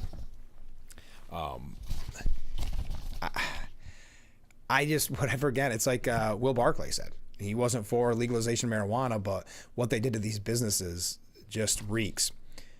Okay, comment from Ken. He writes in, do you and Climate Fact Friday, Bob, or affectionately known as CFFB, remember the investigative report on Al Gore's push for countrywide carbon credits?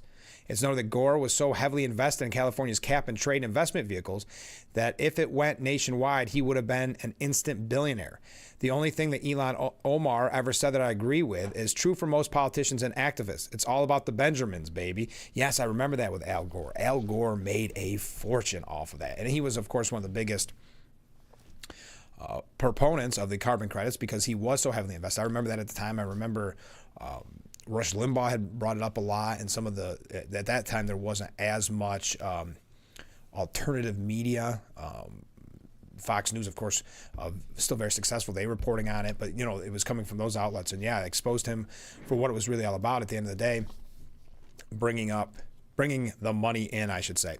Oh, hey, this is interesting. You know the name, Senator Alex Padilla, who got the grandstanding, got his moment in the spotlight at that ICE detention center. He said there's so much that's wrong with this effort to get Texas to redistrict and squeeze out some additional Republican seats because that's what Donald Trump wants. Never mind, they don't mention already where Hochul's pushing to do the same thing. But anyway, starting in with how they're going about it, Donald Trump calling for it from the grounds of the White House and engaging White House officials, top Department of Justice officials to coordinate with Texas Republican officials in this effort. The president has made it clear he's not even trying to hide it. The purpose for redistricting in Texas is to create additional Republican seats. So that's as partisan as it gets, number one. And number two, it just goes to show you how unpopular and harmful to the country his agenda is. Their only hope at holding on to power through the midterms is not to convince the American public on their ideas or accomplishments. It's to rig the election before it starts. So do you believe Republican issues that Trump's issued, do you believe they're unpopular and harmful to the country, so they need to rig the election to win in the midterm? But he also went further, because you say, well, what about the redistricting when it comes to, New York? Hochul's talking about it. We know that the last time they redistrict, it was so bad that it got tossed out. Well, he was asked by A. Martinez on Morning Edition, but Democrats had redistricting efforts in the past, Illinois, Oregon, New Mexico, in recent years to their advantage.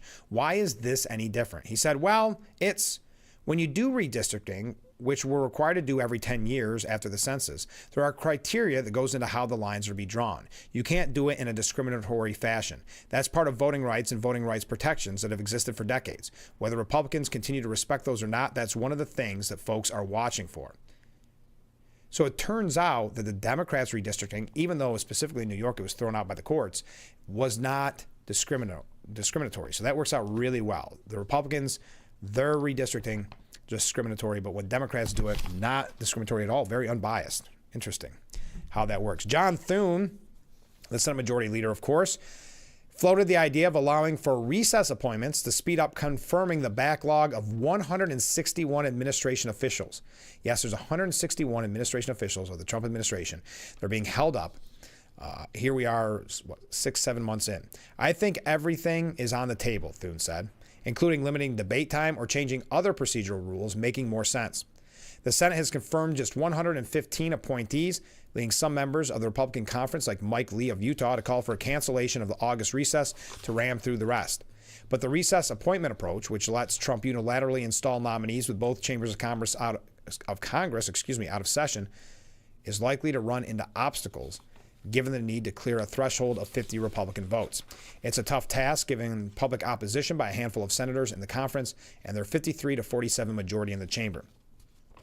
Speaker Johnson and his conference would also have to okay the adjournment of the chamber, along with the Senate's to bypass these so-called pro forma sessions that can halt the procedures.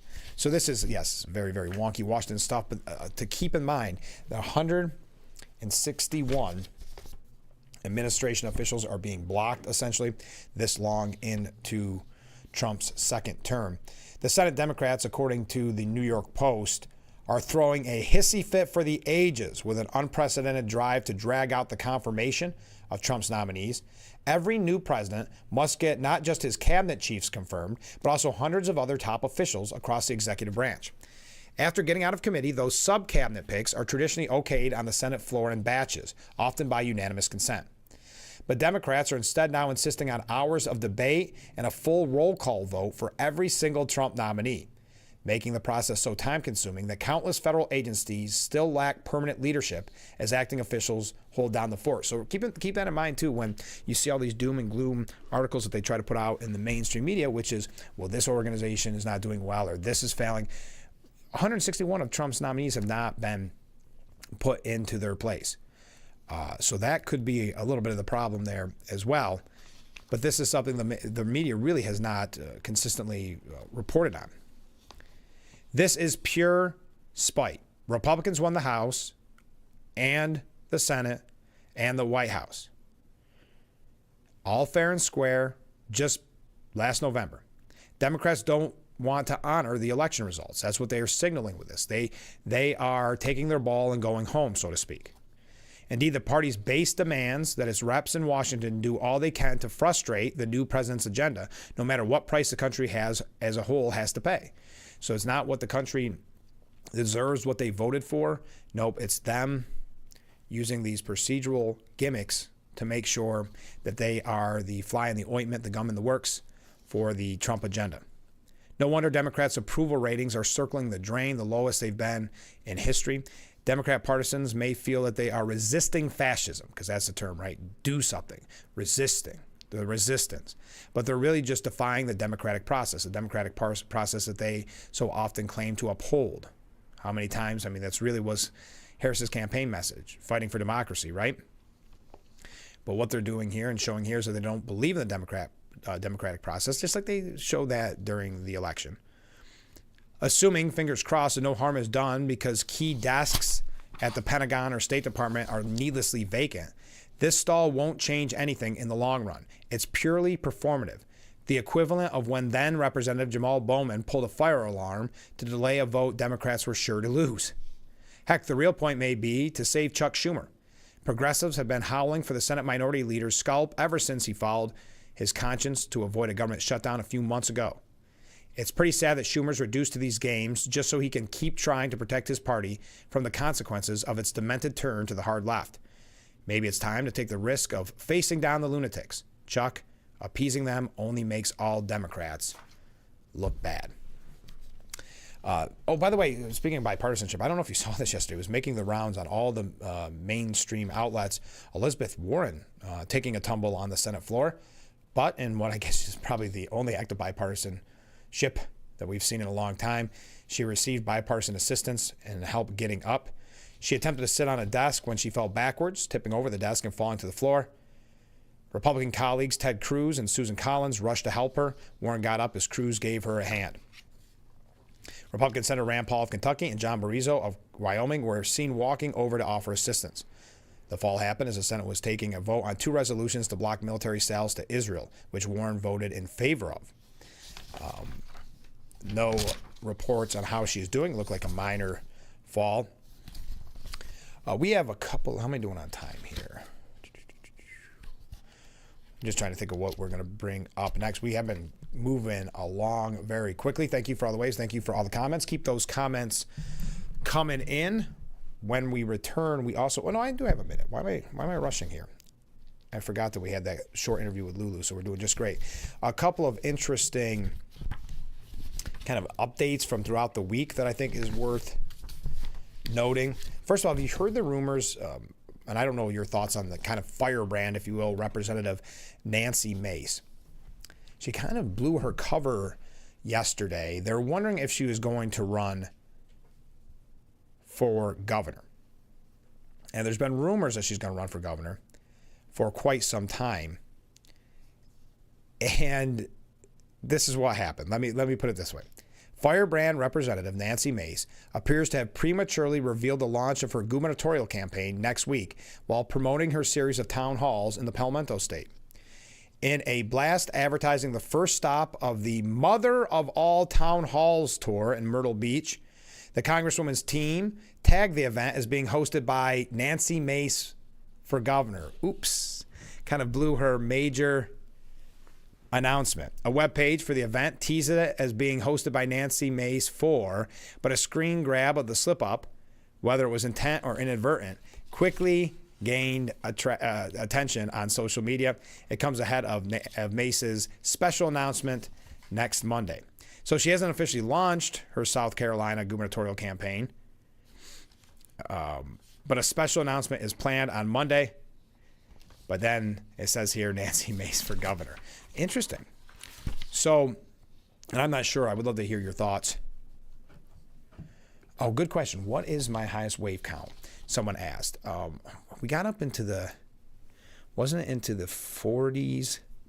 Because it was right around, I think it was like inauguration day, or it was like election day, where we got up into President Trump's number. That's what we tried to end it on. But I don't think, today's is a very high number, I agree, but some of it was counted double because of Bob, Climate Fact Friday Bob, pulling a procedural, we'll use a term they always use in the Senate, a procedural trick to get us double by saying show of hands who's against CO2 tax. So this one was for fun. This was more of a fun day. But I don't know. I've got to do a better job. I'll start writing my calendar what numbers we get each day. I never thought to keep track of it or to keep stats on the program. But that is a great question. So again, Nancy Mace may be running for governor of South Carolina. Mace, who was first elected to the House back in 2020, has long been dropping hints about that plan. Mace declared on Wednesday, President Trump needs America First governor. South Carolina needs a fighter. So, I mean, it's kind of like an Elise Stefanik. She just hasn't said it yet. She gave a little bit more away than Stefanik, though Stefanik did say, about a month ago, maybe even longer, that it's not a matter of if, it's a matter of when she announces for governor. But then she told the New York Times, or someone in her circle told the New York Times, that she's not going to decide until after the November election, which you've heard us talk about this numerous times lately. But it's very frustrating only because, boy, if she decides not to run, I don't know what Republican steps in and has a chance at that point. We don't have to go through Mace's whole history, but we know that she's been, I think, a firebrand is a fair word. Her and Lauren Boebert have teamed up in the past and some of these type things. Should she run and make that announcement, Mace will face off against Representative Ralph Norman, State Senator Josh Kimbrell, Lieutenant Governor Pamela Evette, and South Carolina Attorney General Alan Wilson. So already a lot of people announcing their run for governor in South Carolina. There's very little polling that's been done thus far, so not really knowing where she would stand. That is a quick update. All right. We got some jokes coming in I don't think I could use. Thank you. All great comments, all of the same idea when it comes to Elizabeth Warren's fall. and I appreciate it. That one we're keeping behind the scenes, and I'll have my laugh at it. How's that? Stay with us. We'll be right back with Frankly Speaking here on WYDC TV. Big Fox, we will be right back.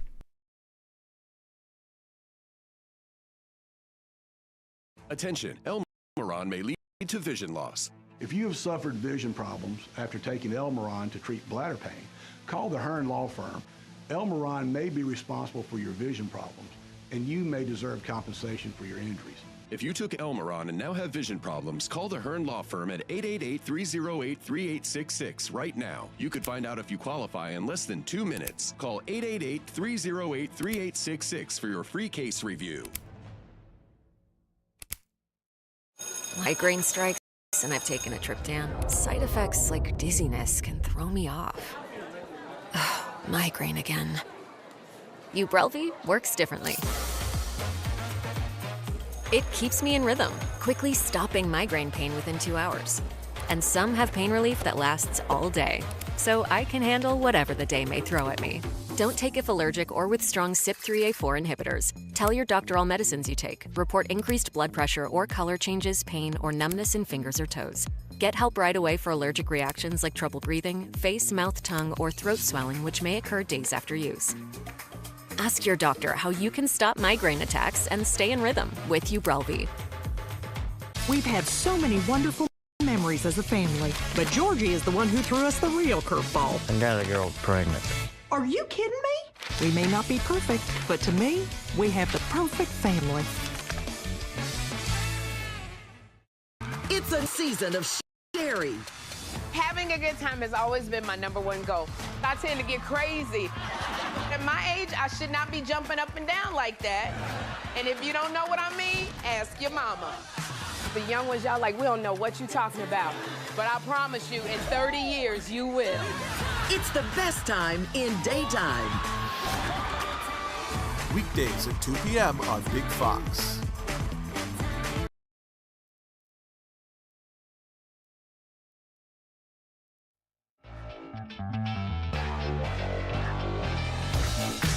The Frankly Speaking Roof Cam, brought to you by Boss Security in Horseheads. Contact them today for all your business and home security needs. We are back, broadcasting live from the Hesselson studio. Thank you so much for joining us this morning. There was a quick update before we get into the Hillary Clinton. It's a scandal if you do the research, but the media is not being forthcoming with that research. They would rather obviously talk about Jeffrey Epstein because they believe that is more of a cudgel against Trump, that they can use that as a weapon against Trump. So they focus more on that. But speaking of which, the Daily Beast has been forced to apologize and retract an article. The Daily Beast is a far-left outlet. We have quoted them in the past on some of the more radicalized things that they have said. Well, the Daily Beast took down an article Thursday alleging a modeling agent connected to notorious predator Jeffrey Epstein introduced Melania Trump to her husband, President Trump. Wow. The article, which detailed claims made by author Michael Wolff, was replaced with an editor's note apologizing for any confusion after the First Lady's lawyers contacted the far-left outlet. After the story was published, the Beast received a letter from the First Lady, Melania Trump's attorney, challenging the headline and framing of the article.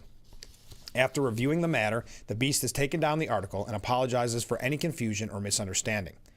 The original headline, body text, image, and URL on the article were all scrubbed from the Daily Beast's website. Wolff, who President Trump last month blasted as a third-rate reporter, laughed at even by the scoundrels of the fake news, charged in an interview that Melania was very involved in Trump's relationship with Epstein. She's introduced by a model agent, both of whom Trump and Epstein are involved with. She's introduced to Trump that way. Epstein knows her well. So the Fire and Fury author's reporting has drawn heavy skepticism from journalists in the past. Wolff is a shoddy, dishonest journalist, and his book has to be read with suspicion, said even left-wing journalist Jeet Heer, arguing that Wolff clearly plays loose and with the facts in his book about Trump's first term in the White House. That same year, New York Times reporter Maggie Haberman told CNN that Wolff gets basic details wrong in his book and creates a narrative that is not true and conceptually true. but with details that are often wrong. In her self-titled 2024 memoir, Melania explained that she met Trump at a September 1998 Fashion Week party at the Kit Kat Club in New York City. Saying, quote, "I saw my friend wave at someone behind me. When I turned around, I noticed a man and an attractive blonde woman approaching us." Melania wrote, "Hi, I'm Donald Trump," the man said when he reached my table. There you go. But retracting, and that this goes in line with what we've been talking about, whether it's a lawsuit Paramount or with CBS, and the lawsuit with ABC. They're not standing for the misinformation any longer, and they're not just doing it by calling it out fake news. They are going after it in a legal fashion to make sure there is some integrity left. Now, Daily Beast, you would always argue, was questionable on integrity. They're far, far left and do play fast and loose with the facts. And they don't hide the fact that they're far left. Unlike the mainstream media outlets and news on CBS and ABC, who do try to hide it. In this instance, they are very clear with who they are. Now, here we go. Let's see. Do I have time? Or do I have to take another break? Let's get to a couple other things before we talk about that Hillary Clinton deal. We had talked about the big, beautiful ballroom that the president and some donors are paying for out of their pockets to add to the White House. We talked about how the media kind of buried that little fact, wanting you to believe that you were paying for the ballroom, but no, it's being paid for by Trump and some, I guess you could say, supporters. Also, I think this is worth mentioning because Trump is good at raising money, that's for sure. Trump has secured $1.4 billion in financial commitments since winning the 2024 election, filling his war chest to help Republicans keep the House and Senate in next year's midterm. That's a source close to the commander-in-chief. $1.4 billion. We're talking Kamala's spending limit in 107 days. That's some serious money. Trump started raising the funds the day after he defeated Harris to become the 47th president. The pledges come from several initiatives, including the Republican National Committee and Trump's super PAC, Make America Great Again, Incorporated. Trump has hinted at having a large reserve of political cash in recent months and vowed to help out his allies however he can in the races against Democrats come 2026. Now, that kind of money is very, very significant. They are game changers. In presidential races, they say when you win the presidency, usually the midterms don't go well, Trump said. I think they're going to go great. The president's party has lost seats in the House of Representatives in all but two midterm elections since 1938. With 1998 and 2002, the lone exemption, the party that holds the White House has had better luck in the Senate during midterms, gaining seats on 6 occasions over the same period, including in 2018 and 2022. Quote, "I think we're going to really increase our margins by a lot," Trump predicted in February, saying that the GOP had raised $608 million in the first 3 weeks of his second term and claiming that he was going to keep bugging donors up until the midterms to provide more cash. Quote, "So we've got the money and I got to spend it somewhere. If I can't spend it on me, I guess that means I'm going to be spending on some of my friends, right?" A lot of friends. The person close to Trump called the $1.4 billion intake unprecedented and predicted it will give Republicans leverage in a fight to expand their congressional margins. Quote, "The funds streaming in show how much support is behind President Trump. Having the finances to support candidates in the midterm will be a huge advantage." Yeah, $1.4 billion in a war chest. That is remarkable. I wonder what that could mean. Just out of curiosity. I guess if you want to focus on the House and the Senate, boy, I wish some of that money could go to it, at least Stefanik, huh? Now, Vice President Vance was tapped to be the Republican National Committee's finance chair in March. The post is an unusual one for a VP to hold, but will make his focus of GP fundraising efforts leading into the midterms and ahead of a likely presidential run in 2028.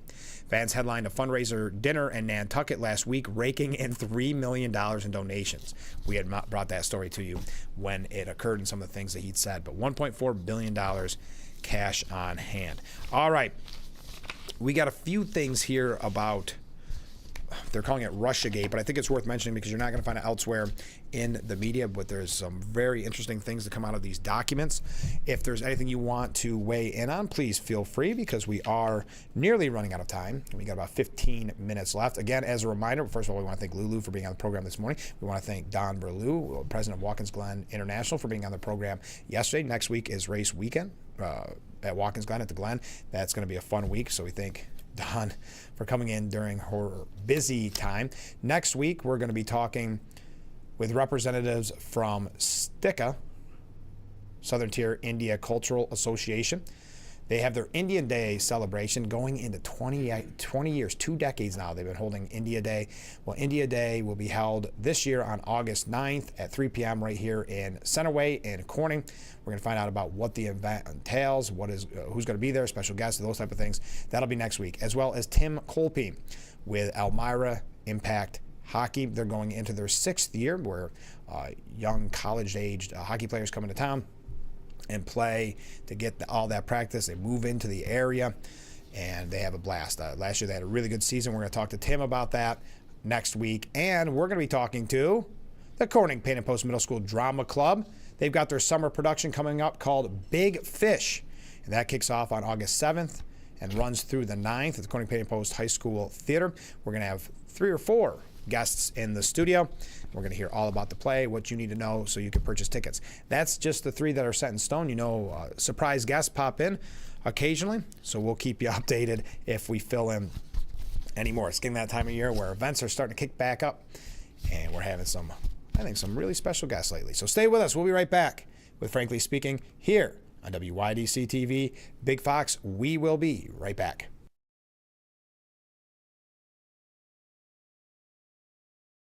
When you're online, don't forget to visit our Facebook page at Big Fox News. Catch up on news from the Twin Tiers. Vote on the daily question and hear about local events.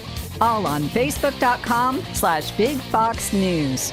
Steuben County Office for the Aging will be hosting a public hearing on Thursday, September 18th at First Presbyterian Church in Bath. This hearing is to review the 2026 annual implementation plan for the Older Americans Act and the Steuben County Office for the Aging. This public hearing will take place at 9 a.m. on Thursday, September 18th in the Fellowship Hall of the First Presbyterian Church in Bath. Copies of the plan will be available at the Office for the Aging.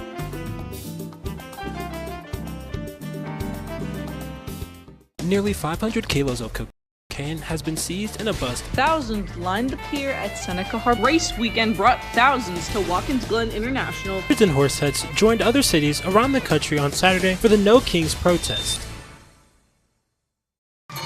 Something with a diamond in it. Diamondback rattlesnake. It's in the name.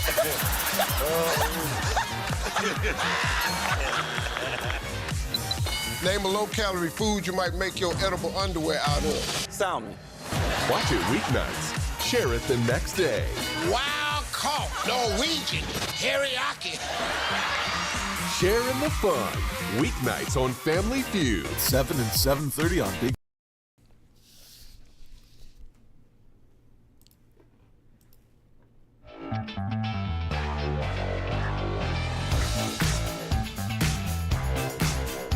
The Frankly Speaking Roof Cam.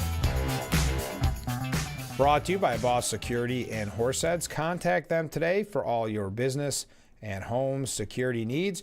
We are back, broadcasting live from the Hesselson's studio here on Market Street in Corning.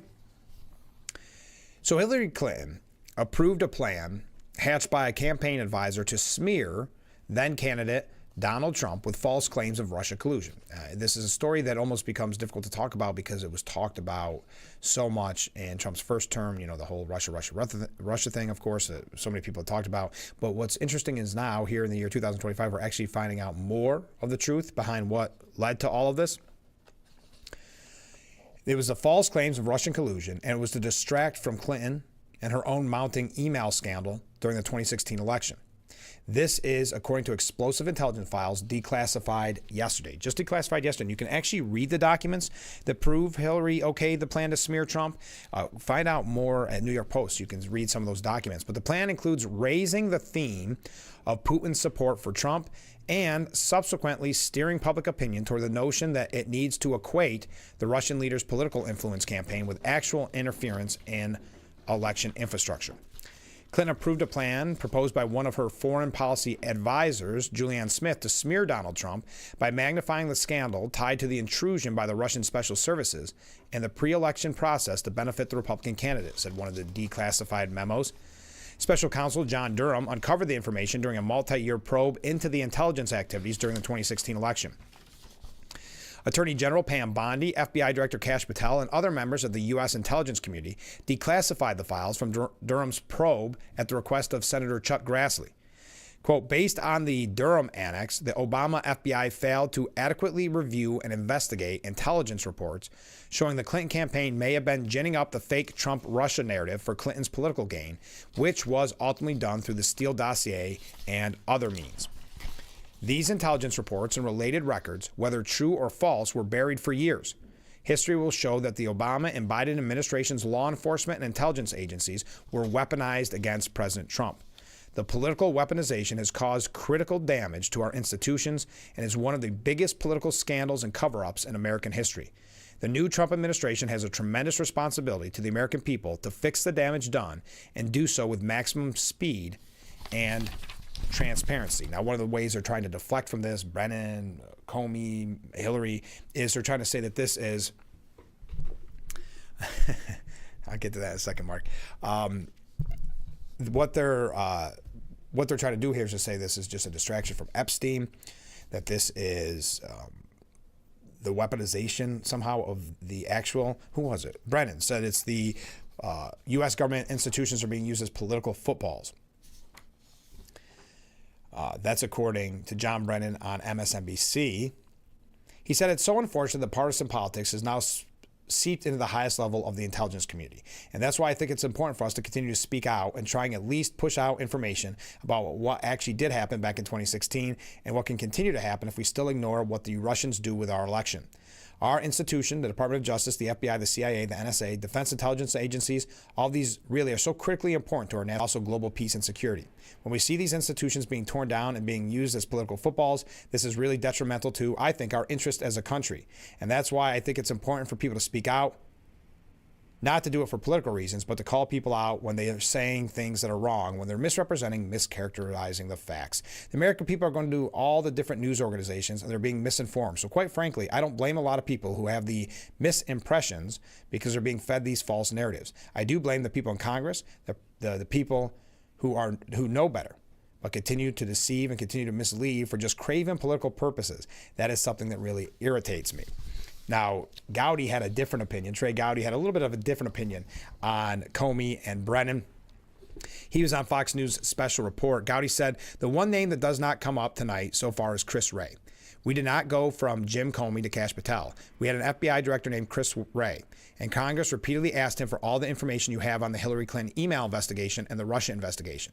And what Durham put in the annex and what Kash Patel found in those burn bags, Chris Wray never bothered to turn over to Congress. So yes, these reports may be missing something because the FBI aided and abetted the DNC. The fact that Jim Comey wanted Hillary Clinton to win the White House, I'm telling you, Brett, he had done generational damage to the Bureau. And unfortunately for Brennan, the same allergy to the truth that he has now. He's allergic to the truth. He lied in that part of the testimony and a lot about whether or not the dossier was used in court filings, the statute drawn. But to Leslie's point, handcuffs are not the only way we meet our accountability in this culture. There's shame. There's history. It's not just prison. There are other ways we meet our accountability. The fact that somebody is not wearing handcuffs does not, to me, think that what they did is okay, because it wasn't. All right, Mark is suggesting in the viewer comment section of our program, he said, let's make it a record. Everyone wave goodbye to Frank. Thanks, Mark. All right, and Mark did indeed do that. All right, we'll be right back with Frankly Speaking here on WYDC TV. Big Fox, and we're wrapping up today's edition, so get your last second comments in.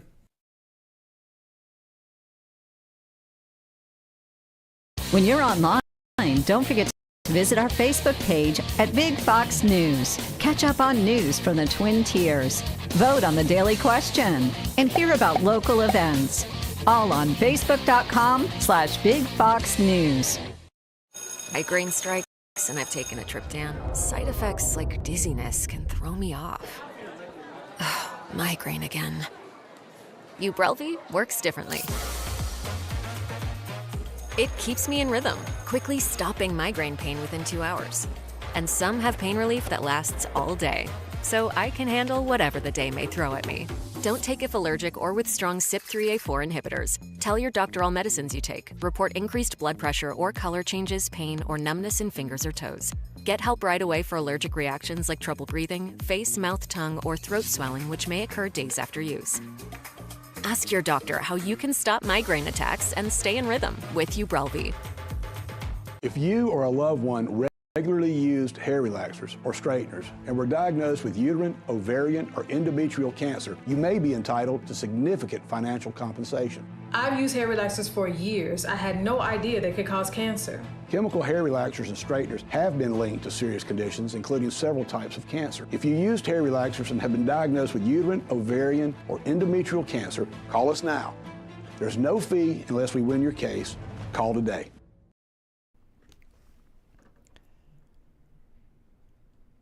What a beautiful view there. Thank you to Boss Security for bringing us the Frankly Speaking Roof Cam. Contact them today for all your business and home security needs.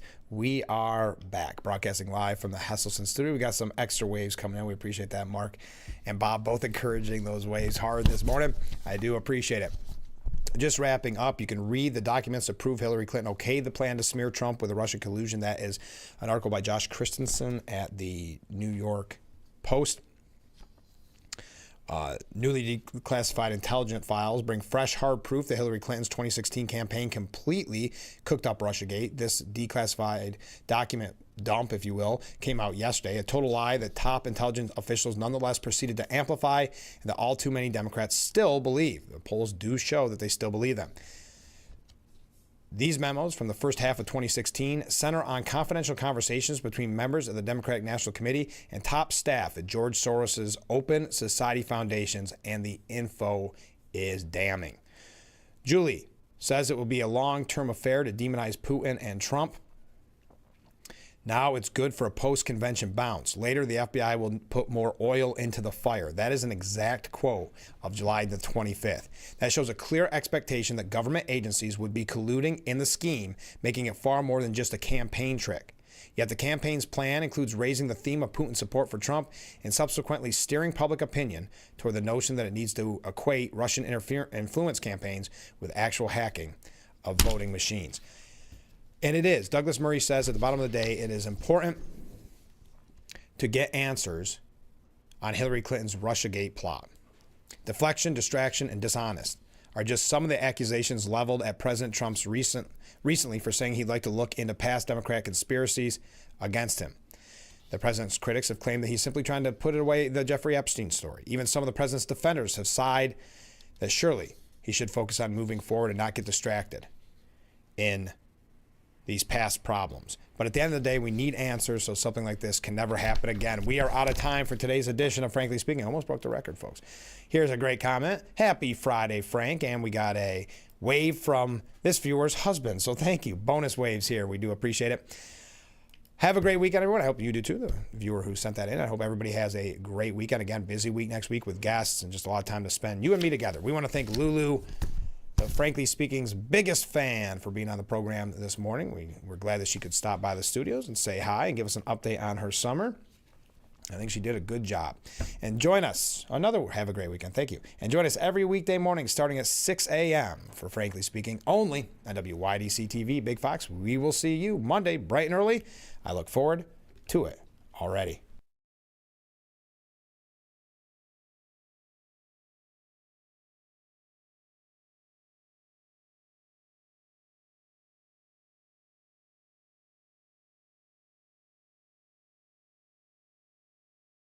What better way to start or end every day than relaxing in your very own Hesselson's hot tub?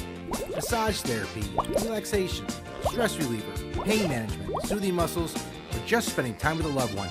Hot water therapy really does make every day better. Hesselson's has been a part of this great community for over 70 years, still being locally owned and operated. So make the drive to Hesselson's and start making your path to a better life today. And after 70 years, it's still fun to poke in the corners at Hesselson's.